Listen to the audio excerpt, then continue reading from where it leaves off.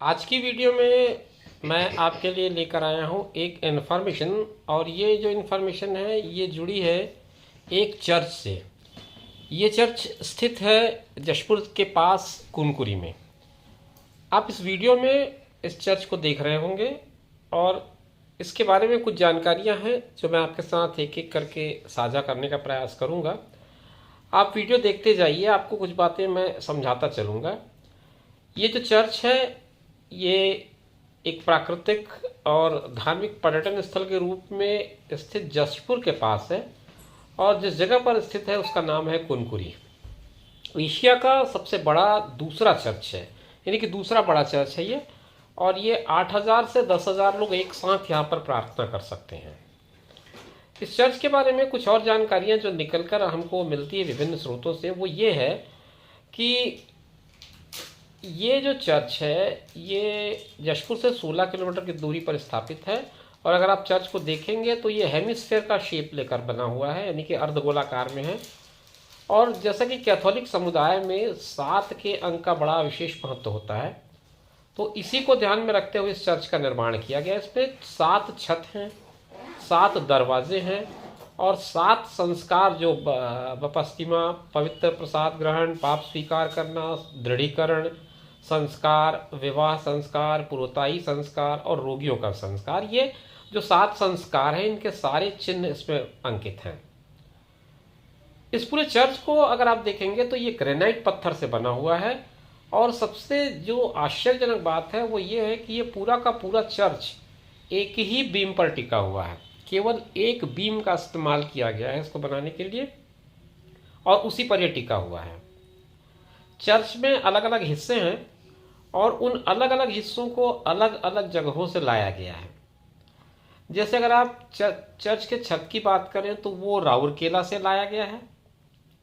खिड़कियों में बने संस्कार झारखंड से बनवाए गए हैं और जो घंटी है वो केरल से आया है। और ऊपर जो क्रॉस के ऊपर बने कबूतर हैं, जैसे पवित्र आत्मा का प्रतीक भी कहा जाता है, वो छत्तीसगढ़ के बस्तर क्षेत्र से लाया गया है। इस तरह से कुनकुरी चर्च के सभी लोगों का सहयोग इसमें मिला हुआ है।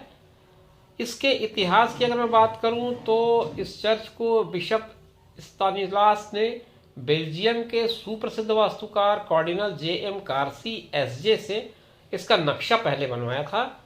और इसका निर्माण का जो समय था वो 1962 में शुरू हुआ।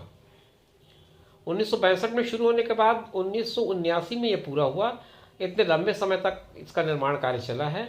और उसके बाद इस महागिरजाघर का लोकार्पण 1982 में हुआ। इस चर्च को पूर्ण रूप से बनाने में 17 साल का समय लगा है ऐसा कहा जाता है। और इसकी नींव तैयार करने में ही 2 साल का समय लग गया था। तो आप समझ सकते हैं कि कितनी मेहनत इसमें छिपी हुई है।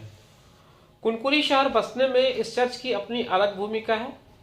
चर्च के बाद यहाँ लोयोला स्कूल, होली क्रॉस अस्पताल, ये सारी चीज़ें भी आई हैं। पहले एक छोटा सा गांव था, अब ये पूरा का पूरा एक शहर के रूप में विकसित हो चुका है और अपने आप में ये एक माना जाना नाम हो चुका है। अगर आप इस चर्च को समझना चाहें ऐतिहासिक दृष्टि से तो उसकी कुछ जानकारियाँ मैंने आपके साथ साझा की हैं।